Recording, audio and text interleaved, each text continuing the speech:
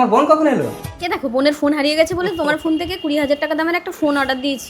কি করেছো তুমি? 20,000 টাকা দামের ফোন অর্ডার দিয়েছো? 20 টাকাও দেবো না আমি। তোমাকে দিতে হবে না, এই দেখো আলমারি থেকে আমি 20,000 টাকা বের করে নিয়েছি।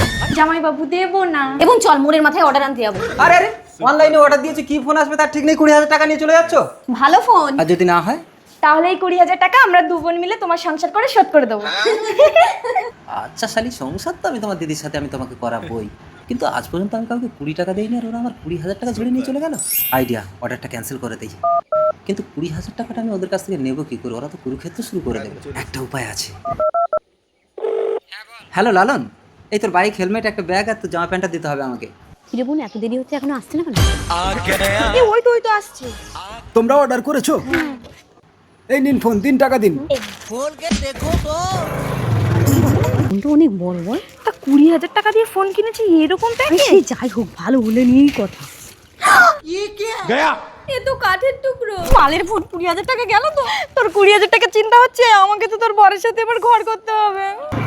ভাই তাড়াতাড়ি ধর, আমার বউ ঘরে ঢোকার আগে আমাকে ঢুকতে হবে। এনে ধর, তোর হেলমেট ধর, আরে ব্যাগের থেকে টাকাটা বের কর। ওই কি ফোন এনেছো দেখি?